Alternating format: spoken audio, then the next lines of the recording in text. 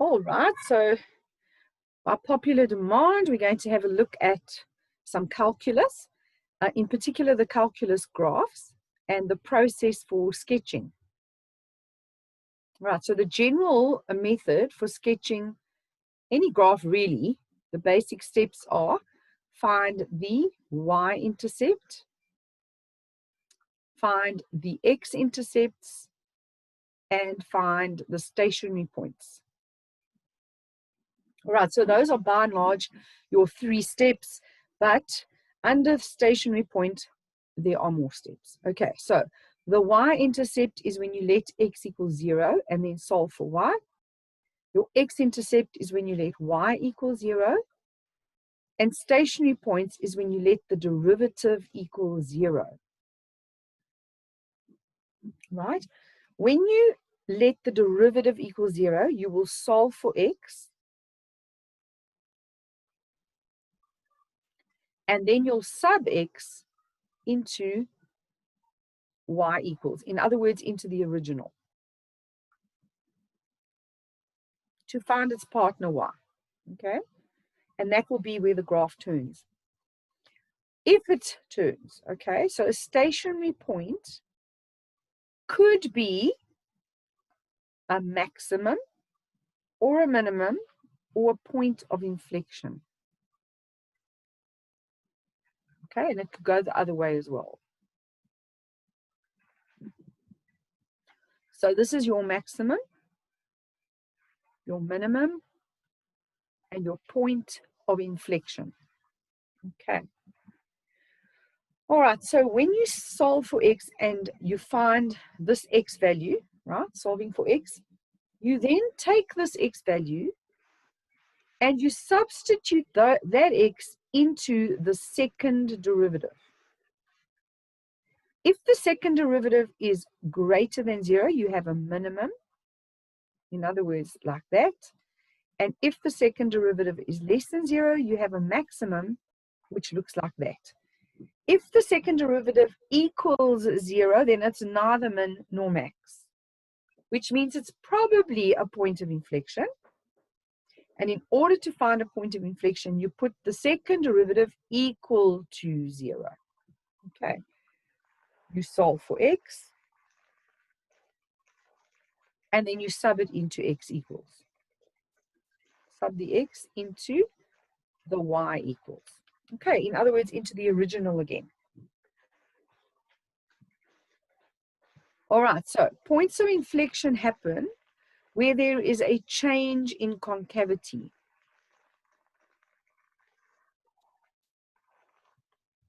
Okay, a change in concavity. A graph can be concave up or concave down. Concave up is where the second derivative is greater than 0, and concave down is where the second derivative is less than 0.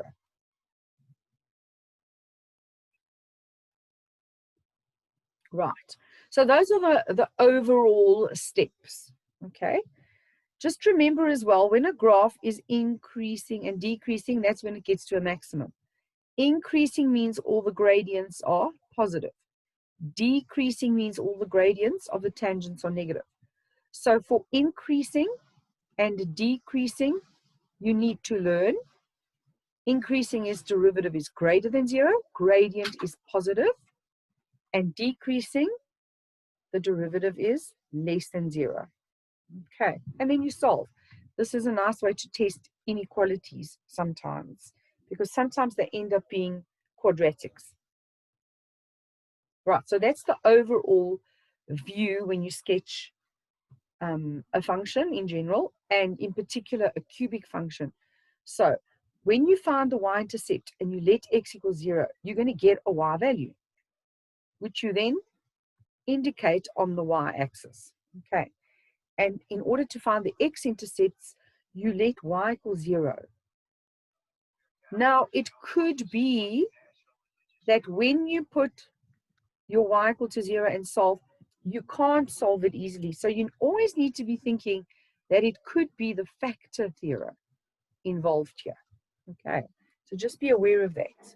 It isn't always, but it could be. All right, so that's the overall view. All right, so once you've done your derivative equals 0 and you've got your x's, remember you need to now test them. This is the test. It's the test for max or min. Okay, is the second derivative greater than 0? Is it less than 0? Because that indicates whether it's a minimum or a maximum. Okay, it's the second derivative that tells you that. So if the question says find the stationary points, derivative equals 0, test them. And put the second derivative equal to 0 as well to find the points of inflection. Okay. All right, so let's look at an example. 4x squared minus, no, 4x cubed minus x. All right, so if I said to you, sketch this curve. Now, usually they don't ask you to sketch it. They can. They can sometimes say, sketch the curve showing all the relevant points. Okay, so you have to find everything that I've just shown you on the previous page. But they usually break it up into sections. So they'll say, find the X intercepts, find the stationary points, etc. All right, but we're going to go through the whole thing. Okay, so I give you a function and I ask you to sketch the curve. Okay, so firstly, you know you need to find the Y-intercept, and you know that that means you must let x equal 0. All right, so y will equal 4, 0 cubed minus 0, which is 0. So far, we have a Y-intercept at 0. We mark it off roughly, just do a rough sketch, because then you can go and replicate it later and make it look beautiful, okay, and label it correctly. Secondly, the X-intercepts, okay, let y equal 0.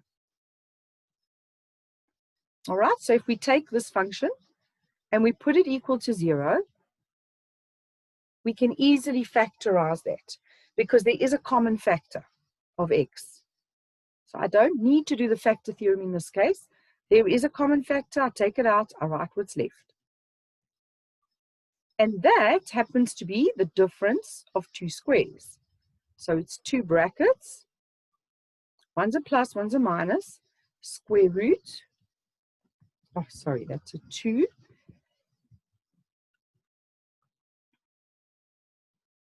And square root of 1 is 1. Right. So I have 3 x-intercepts. The one is x equals 0. The other one is 2x equals minus 1, so x equals minus a half. And the other one is a half. So I can mark them off. Minus a half, plus a half, and 0. 0 was already there, okay? Right, and then thirdly, the stationary points. Okay, stationary points is derivative equals 0. The derivative is 12x squared minus 1.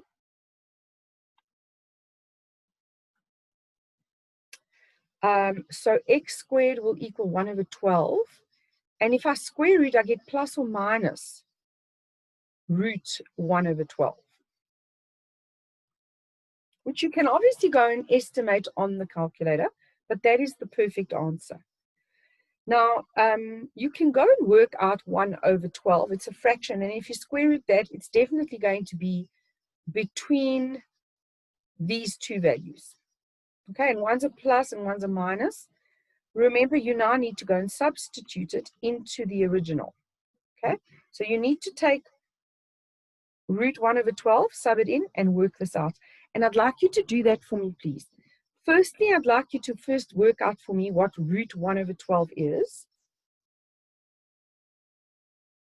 Then I want you to substitute it in, first the positive and then the negative, to find out what the partner will be. I'll work it out as well.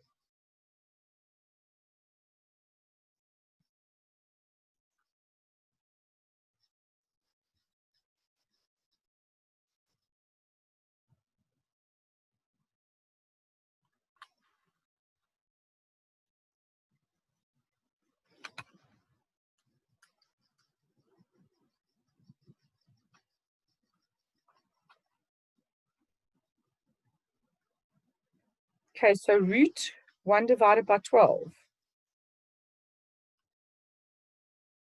is 0.3 more or less.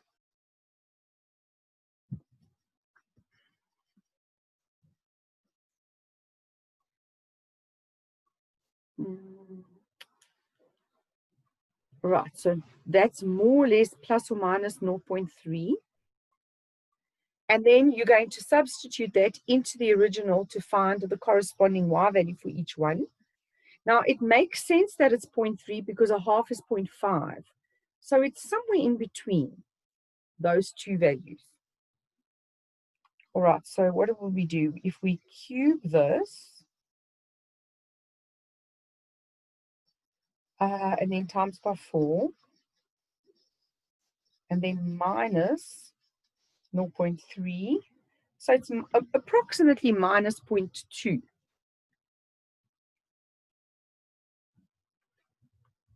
And then if you put in the minus 0.3,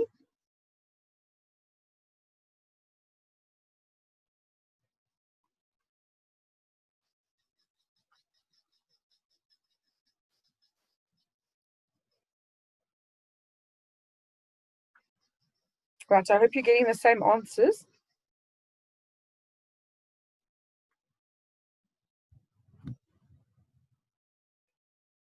I think it's about 0.2 positive. Yes, ma'am. All right, so now you have 2 points. You have the turning points where x is 0.3 and y is minus 0.2, and then you have minus 0.3 and positive 0.2. Okay, so 0.3 and minus is down here, and then minus 0.3 positive is up there.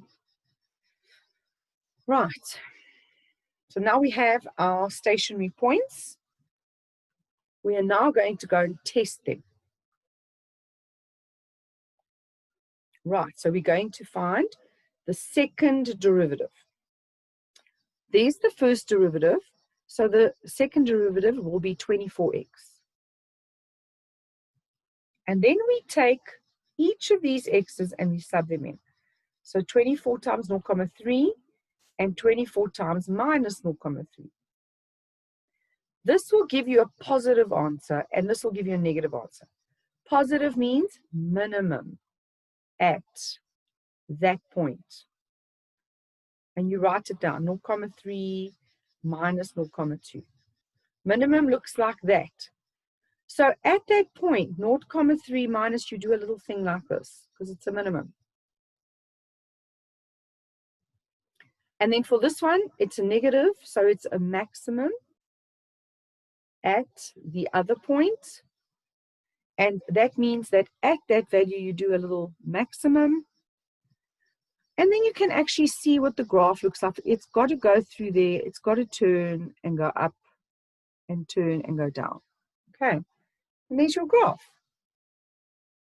You can, of course, now go and find the points of inflection as well, which is second derivative equals 0.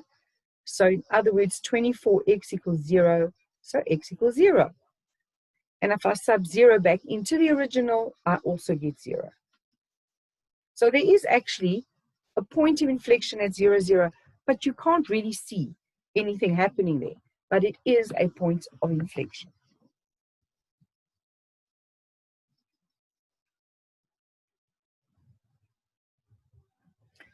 Emmy, how's that going? It's going great, ma'am. Making sense? Is it making more sense, Emmy? Yes, ma'am. So much sense now. I just wanted to ask, when you have an x, right, and you have to derive, do I have to make it a 1, or can I just make it a naught? Okay, so you're saying the derivative of minus x. Yes. If it's just an x to the invisible 1, Yeah. then the derivative is always the coefficient, which is an invisible 1. Okay. If it was minus 5x, then it Okay. would be minus 5. Okay. Then I'll make that a note when I derive. No, this becomes a -1. Yeah. When I have a number, yes. Yes, yeah. So it's just the derivative of -1 is 0. It's the derivative of a constant. Okay. Thank you, ma'am. Okay, so if it doesn't have an x in it, then it's a constant. And the derivative of a constant is 0. Yes. Super. All right. And while we're here, I'm just going to quickly squeeze in the concavity. So if I wanted to know where the graph is concave up, I would go second derivative is greater than 0. And the second derivative is 24x. So x is greater than 0. And concave down would be the other way. Second derivative is less than 0. So 24x is less than 0, so x is less than 0. Okay? X is greater than 0 is here, right? And that's all. So they're saying that everywhere here, the graph is above its tangents. Wherever I draw a tangent on this graph, wherever I draw it, the graph is above the tangent. That is what concave up means. That if I draw a tangent, the graph will be above it.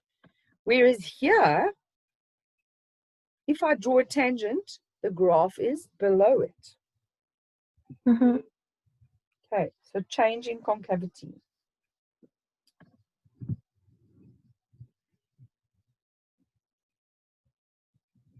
Right, so if they had asked you to sketch the curve for like 13 marks or whatever, you would do all these steps, show everything.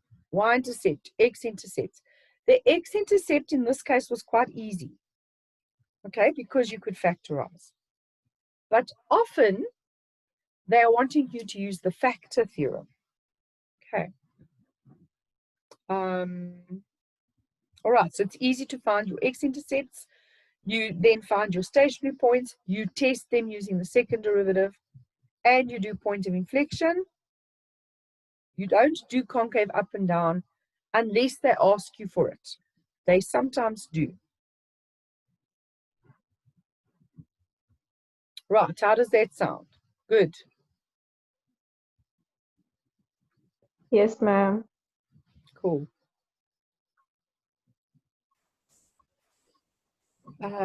Okay, so another thing, if they gave you some or other formula, 3/5 x cubed minus 2x squared plus 1, and they said, find the value of x such that v is stationary, or v has a stationary value.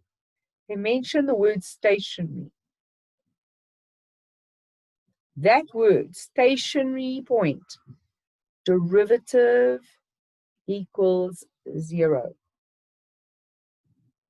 All right, so the word tells you what to do. Stationary, v is stationary, derivative of v equals 0.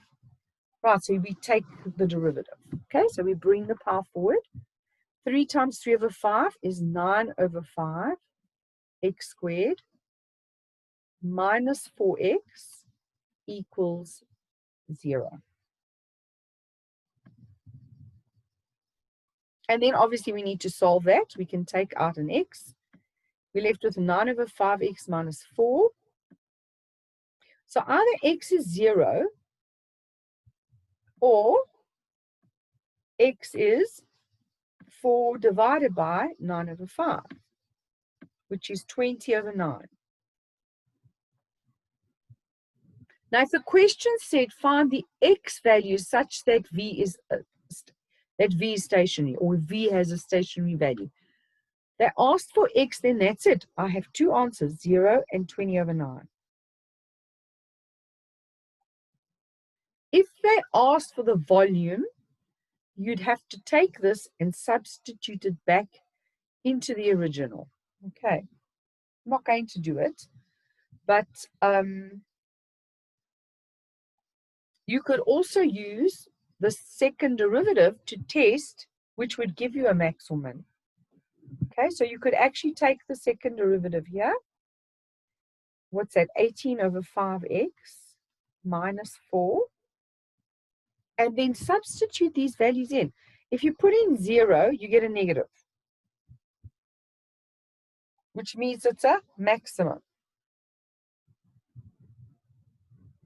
And if you put in 20 over 9, you're going to end up probably with a positive, but you can go and substitute it in. Yes, I think you do. No, I don't know.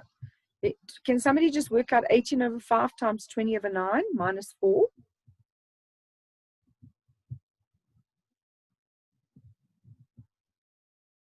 It's a positive 4.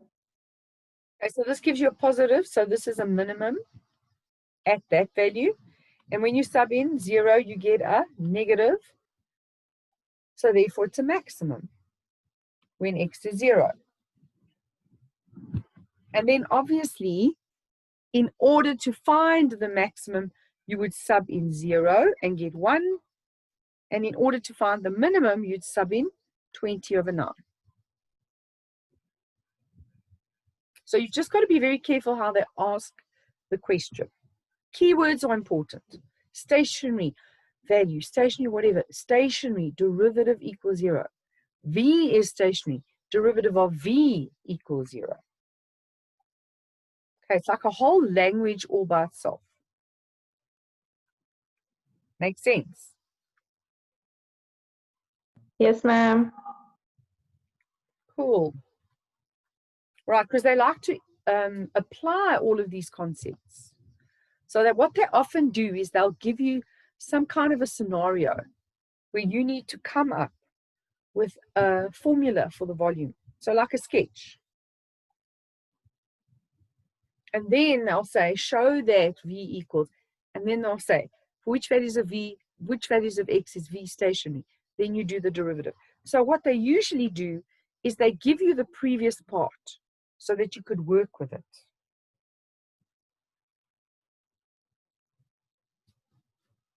Okay. Right, happy. Remember, this graph, okay, if you found the y-intercept, it's when x is 0, it will be minus 2. And in order to find the x-intercept, you let y equal 0. You can throw the 2 over and then cube root. Okay, and the cube root of 2 is obviously a positive value. Probably, let's just see what it is. If it's 1 point something or 0 point something. 1 point something. Is it? Yeah, 1.4. I thought so. 1.26. Just check me. Oh, sorry, it's a cube root. My bad. That's up there, right? Yeah, 1.26.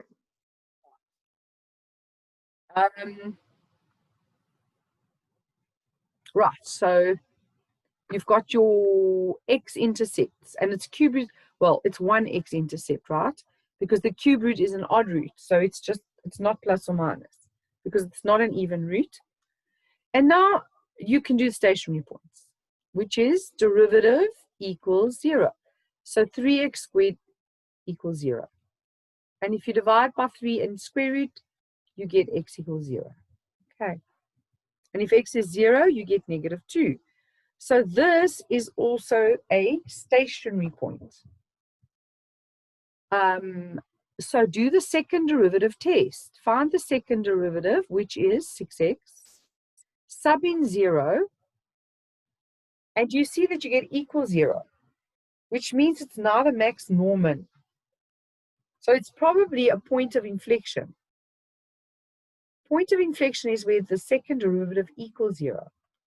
Correct. So x equals 0. And if I sub it back in, I get my -2. That point is a point of inflection. Now, the easiest way to carry on from here, seeing as you've exhausted X intercepts, Y intercept, stationary points, is to literally do a table of values on your calculator. So take your calculator, go to table, mode, table, and plot a graph like from -3 to 3, stepping every one for this function, and see what you get.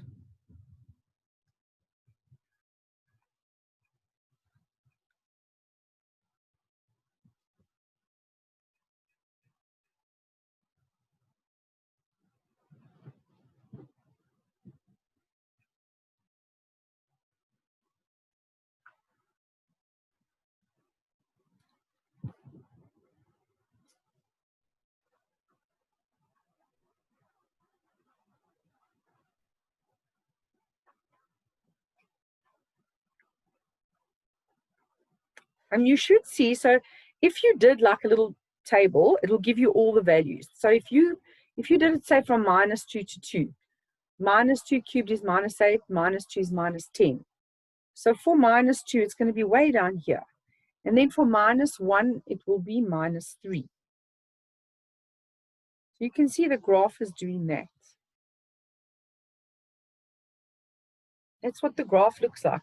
So literally when you exhaust all your options and you still don't have enough to sketch a graph, then just plot some points on your table on your calculator, or manually like I did. Literally do a table.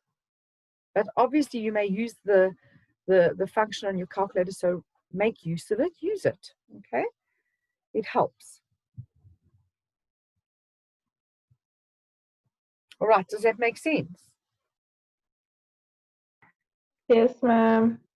Okay, so you're going to be able to do it from now. Yes, ma'am. Systematically through the steps, okay? Yes. Good, okay, fine. All right, cool beans. Yeah, have fun, enjoy, work hard. Remember, it's, yeah, exams are creeping closer and closer, not so. So make sure that you're as prepared as you possibly can be. Okay. Thank you, ma'am. Ma'am, can I request if we could please do finance the next time we meet? Oh, if I have to. I hate Okay. finance. Oh, yeah, okay. Okay, cool. Thank you, ma'am. Thanks. Bye.